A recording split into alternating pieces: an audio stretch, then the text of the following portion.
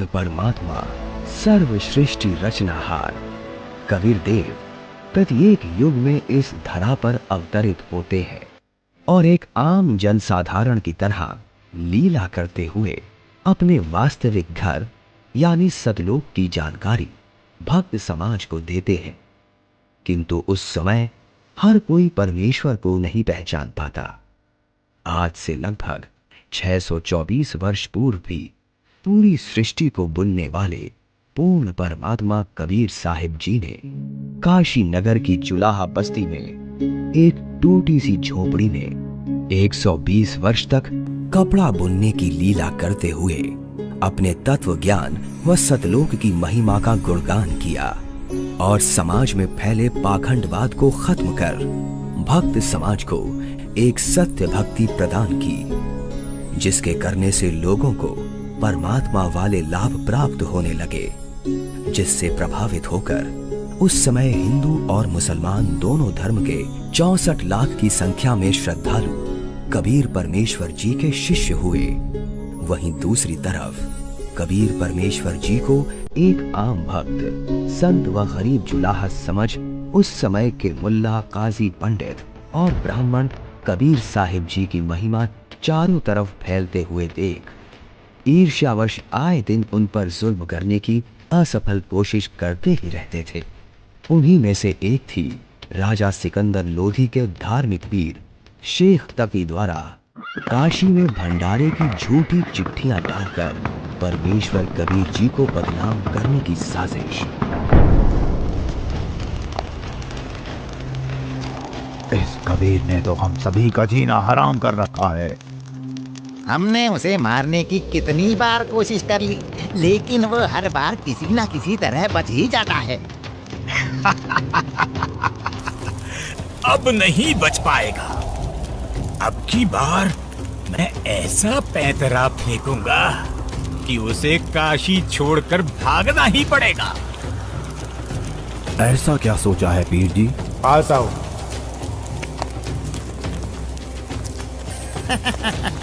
आपने भी क्या तरकीब सोची है? अब तो उस दुष्ट के लिए भारी मुसीबत आने वाली है।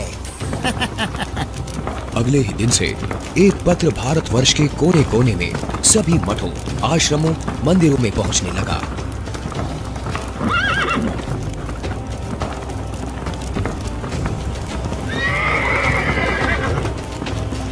पत्र में लिखा था, मान्यवर कबीर सेठ पुत्र नूर अली अंसारी, जुलाहों वाली कॉलोनी, काशी शहर में 3 दिन का धर्म भोजन भंडारा कर रहे हैं, जिसमें सर्व साधु संत आमंत्रित हैं। भंडारे में प्रतिदिन प्रत्येक भोजन के बाद 1 सोने की मोहर व 2 हर दक्षिणा में दी जाएगी। भोजन में लड्डू, जलेबी, हलवा, खीर, दही बड़े, मालपुए, रसगुल्ले आदि आदि सब मिष्ठान खाने को मिलेंगे और साथ में सूखा सीधा भी दिया जाएगा। सभी शिष्यों को बता दो, भंडारे में सभी को चलना है।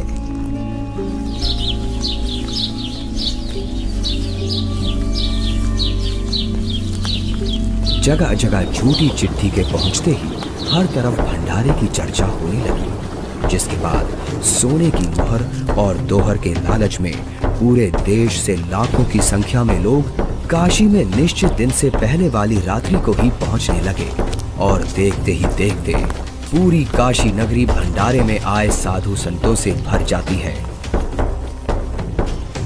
अरे भक्तों, आज इतनी भीड़ कैसे लगी है?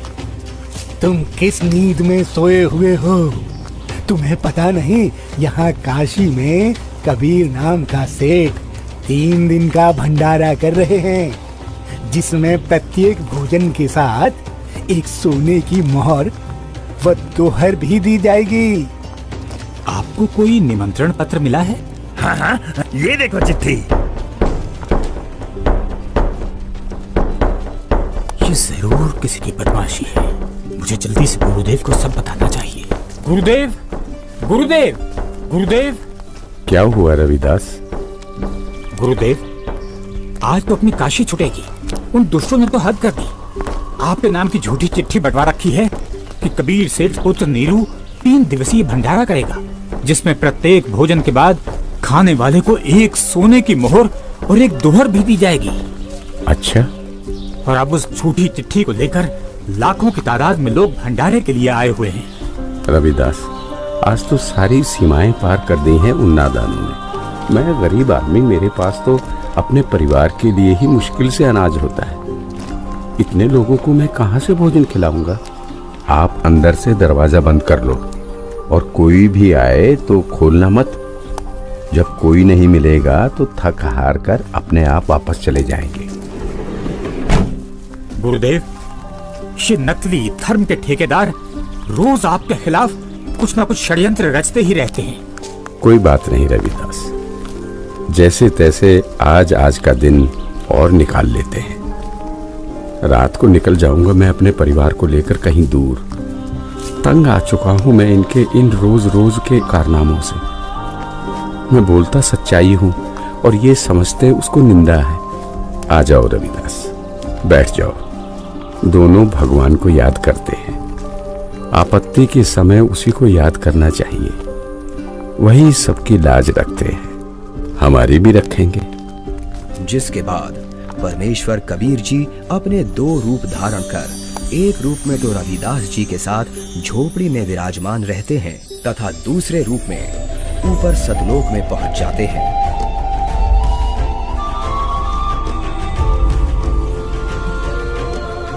जहां असंख्यों बैल उनका इंतजार कर रहे होते हैं, जिनके ऊपर टंगे झोलों में भंडारे के लिए टेंट का सामान और पका पकाया भोजन, लड्डू, जलेबी, कचौड़ी, पकौड़ी सब लदा हुआ है। हे सृजनहार परमात्मा, जहाँ आप गए हो वो तो खाकी खंजूर स्थान है। वहाँ सारी उम्र लगे रहते हैं, फिर भी खाने को भोजन तक अच्छे से नसीब नहीं होता। आपके आदेश से हमने सब कुछ तैयार कर रखा है। परमेश्वर कबीर साहिब जी वहां खड़े अनंत कोटि बैलों में से केवल 9 लाख बैलों को और सेवादार रूप में वही की कुछ हंस आत्माओं को लेकर एक पल में सतलोक से चलकर काशी में प्रकट हो जाते हैं। आया है बंजारा केशो आया है, काशी आया माल अपारा केशो आया है। आया है बंजारा केशो आया है। 9 लाख बोडी बड़ी विशंबर, 9 लाख बोडी बड़ी विशंबर, दिया कबीर भंडारा केशो आया है। आया है बंजारा केशो आया है। धरती ऊपर तंबू ताड़े, धरती ऊपर तंबू ताड़े, चौपड़ के बंजारा केशो आया है। आया है बंजारा केशो आया है। कौन देश से बालद आई, कौन देश से बालद आई, ना कहीं बंजाने वाला केशो आया है। आया है बंजारा केशो आया है। अपरम पार पार गत तेरी, अपरम पार पार गत तेरी, कित उतरी जलधारा केशो आया है। आया है बंजारा केशो आया है। साहूकार नहीं कोई जाके, साहूकार नहीं कोई जाके, काशी नगर मजारा केशो आया है। आया है बंजारा केशो आया है। दास गरीब कल्प से उतरे, दास गरीब कल्प से उतरे, जिया पे लख कर तारा केशो आया है। आया है बंजारा केशो आया है। दास गरीब कल्प से उतरे, दास गरीब कल्प से उतरे, जिया पे अलग करता राकेशो आया है, आया है, आया है भंडारा केशो आया है।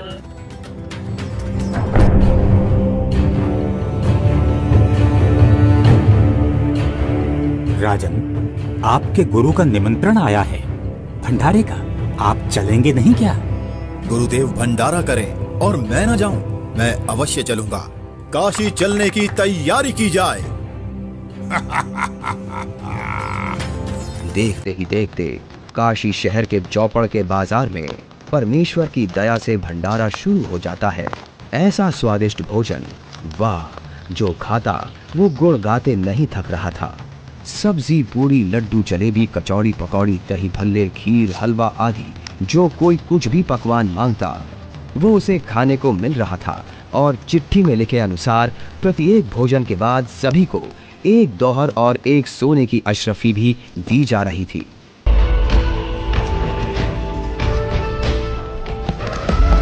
उधर से दिल्ली के बादशाह सिकंदर लोधी भी, जो परमेश्वर कबीर जी का शिष्य हो चुका था, अपने धार्मिक पीर शेख तकी के साथ भंडारे में पहुंच जाता है।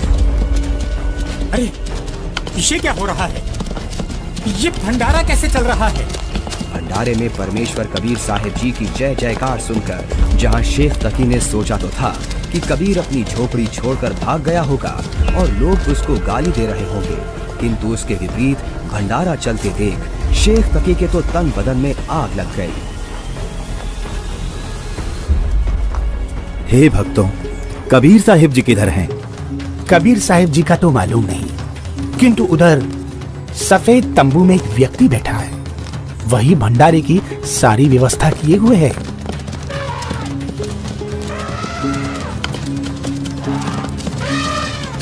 ये भंडारा कैसे चल रहा है?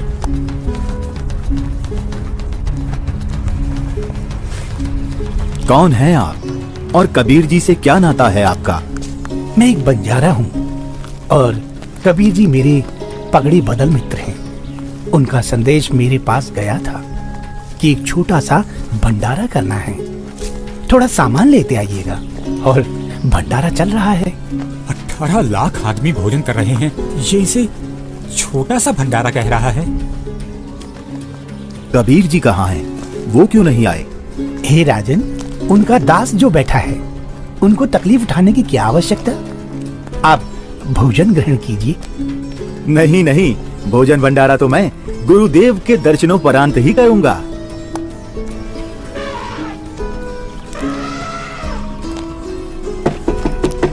हे गुरुदेव, लगता है उन्होंने हमें यहाँ भी खोज लिया। भीड़ शायद घर पूछते पूछते यहाँ तक पहुँच गई है। कोई बात नहीं, आप दरवाजा मत खोलना, कुछ देर बाद अपने आप चले जाएंगे। दरवाजा खोलिए परवरदिगार, दिल्ली से आपका दास सिकंदर आया है। राजन, हम दरवाजा नहीं खोलेंगे। इन लोगों ने तो आज सभी हदें पार कर दी हैं। मेरे नाम से झूठी चिट्ठी डाल रखी है। मैं कैसे निकलूं बाहर? इस बनारस में कोई सेठ भी मेरा ऐसा जानकार नहीं है जो मुझे पैसे उधार दे दे। मैं तो बड़ी मुश्किल से ताना बुनकर अपने परिवार का पालन करता हूँ। इन लोगों ने मेरा जीना मुश्किल कर दिया है। बस आज रात होने का इंतजार है राजन। रात होते ही मैं अपने परिवार को लेकर कहीं दूर चला जाऊंगा। है परवरदिगार, आप मुझे नहीं बहका सकते। आप ही अल्लाह अकबर हो। आपने देखो वहाँ क्या रंग लगा रखे हैं। एक बार दरवाजा खोल दो दाता, दास आपके दर्शन करना चाहता है। खोल दो दरवाजा। राजा सिकंदर लोधी के आग्रह करने पर परमेश्वर कबीर जी जैसे ही भंडारे में चलने के लिए खड़े होते हैं, तभी उनके सर पर अपने आप ही हीरे पन्ने से जड़ा हुआ एक बहुत ही सुंदर मुकुट आ जाता है और कुटिया से बाहर निकलते ही उस परम पिता पर आसमान से फूलों की वर्षा होने लगती है। रविदास जी, आज ये सेवा मुझ दास को दे दीजिए। आप तो रोजाना करते हो।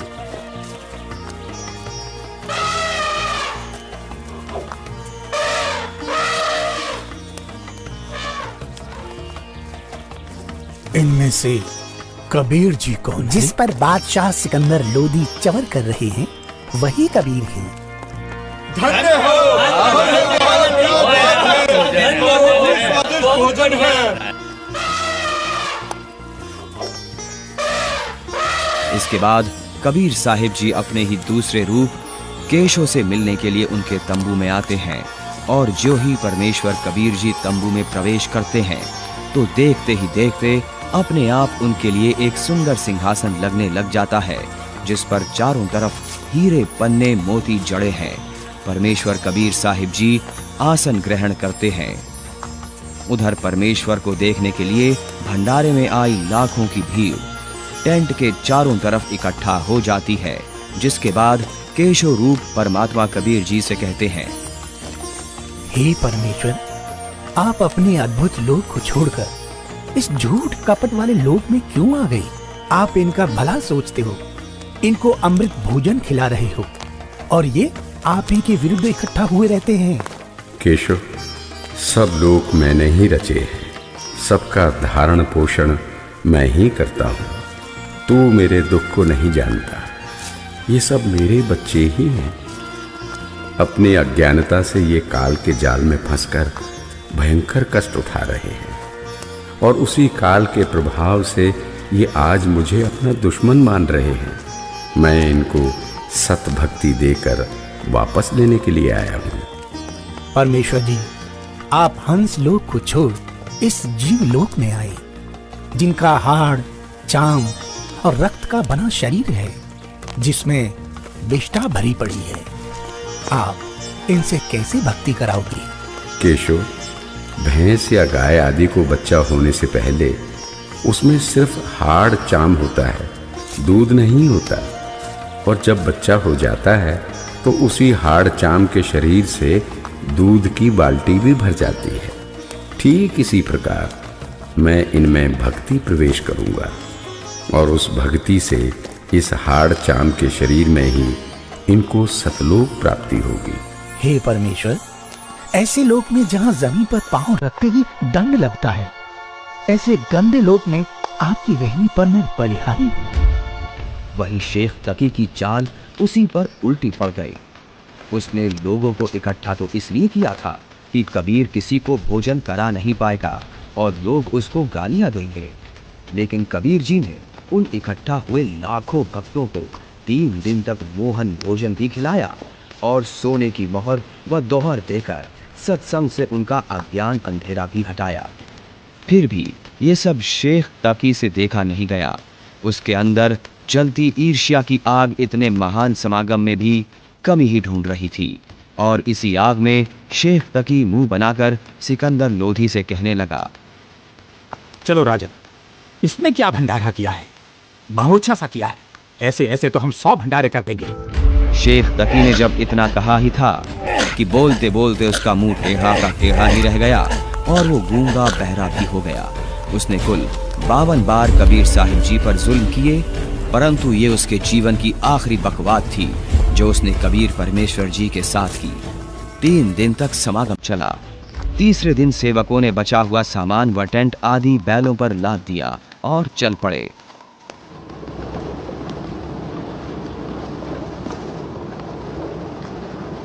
गंगा में पानी ज्यादा है, इसे अभी पार नहीं किया जा सकता। हाँ हाँ, अभी मत जाओ। बंजारे और बैल जैसे ही गंगा के किनारे पहुंचे तो गंगा का पानी एकदम कम हो जाता है और फिर सारे बैल निकल जाते हैं, जिसके बाद गंगा का पानी फिर से ओवरफ्लो होकर बहने लगता है, जिसे देख वहां खड़ी भीड़ आश्चर्यचकित रह जाती है। जाइए केशव, कहीं आपके बंजारे दूर ना निकल जाएं।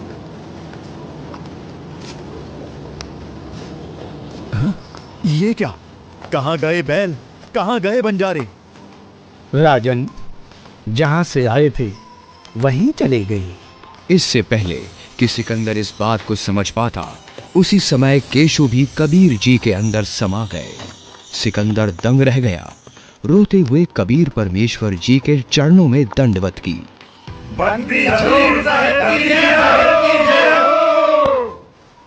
इस प्रकार परमेश्वर कबीर साहिब जी ने उन दुष्टों की इस साजिश को भी नाकाम करते हुए ये लीला की और भक्त समाज के सामने एक उदाहरण पेश किया कि चाहे कोई गरीब हो या अमीर, भगवान की भक्ति हर इंसान कर सकता है। जैसे मैंने कपड़ा बुनकर अपना व अपने परिवार का पेट पाला और भक्ति भी की, तो समय आने पर परमात्मा ने मेरी लाज भी रखी। उसी प्रकार आप भी मुझ पर यानी परमात्मा पर विश्वास करो और भक्ति करो। फिर देखना, जब कभी भी आपको मेरी आवश्यकता होगी तो मैं आगे खड़ा मिलूंगा। पर्वत पर्वत मैं फिरा, कारण अपने राम, राम सही के संत मिले, जिन सारे सब काम सच्चा है। अभी आपने देखी सत्य घटना पर आधारित 2D एनिमेशन वीडियो। आप सुनिए परमेश्वर कबीर जी और उन्हीं के रूप में आए केशव बंजारा जी की वार्ता की पूरी कथा का सार अमृतवाणियों के द्वारा संत रामपाल जी महाराज के मुखारविंद से। चौपड़ के बाजार फिर कर आए केसो पास, गरीबदास कुर्बान गति क्या क्या कहूँ विलास। पाट पटम्बर बस गए ऊपर हीरे लाल, गरीबदास साहेब धनी डाये मुक्ता माल। केसो और कबीर का तंबू माई मिलाप, गरीबदास 8 पैर लग गोष्ठी निजगर गाप। केसो कहत कबीर से पूछत बाता बीन, गरीबदास क्यों उतरे ऐसे मुल्क मलीन। 100 योजन पर लगत है या दुनिया की गंद, गरीबदास केसो कहे आड़ चाम का फंद। सुन कबीर सुर वेद हूँ केसो कष्ट करंत, गरीबदास गंदे मनुष्य मेला आन भरंत। विष्टा जिनके देह में मगन फिरे दिन रात, गरीबदास केसो कहे जिन सिर यम की घात। सुन कबीर मन भावने तुम्हारी बात अगाध, गरीबदास केसो कहे तुमसे तुम ही साध। धन कबीर कुर्बान जा ऐसी रहनी तुम्हार, गरीबदास के सो कहे छोड़िए गंदा संसार। नरक भरे तिस उदर है रुदर भरी सब देह, गरीबदास के सो कहे या मनुष्य मुखे है। राम नाम कैसे भोर नरक नगीन शरीर, गरीबदास के सो कहे विलंबे कहाँ कबीर। दम बिंदे ही सही नहीं जमी आसमान, गरीबदास के सो कहे जहाँ रहन स्थान। हीरे पीले मोती जहाँ हीरे बदन सफेद, गरीबदास के सो कहे सुनो देश का भेद। लाल श्याम जहाँ रतन है नहीं भौतिक आकार, गरीबदास के सो कहे चल कबीर परिवार। सुन के सो अब वंदना कह कबीर संदेश, गरीबदास लोक में है हमारा परवेश। आड़ चाम की देही में दूध रतन सरवंत, गरीबदास घट पिंड में ऐसे है भगवंत।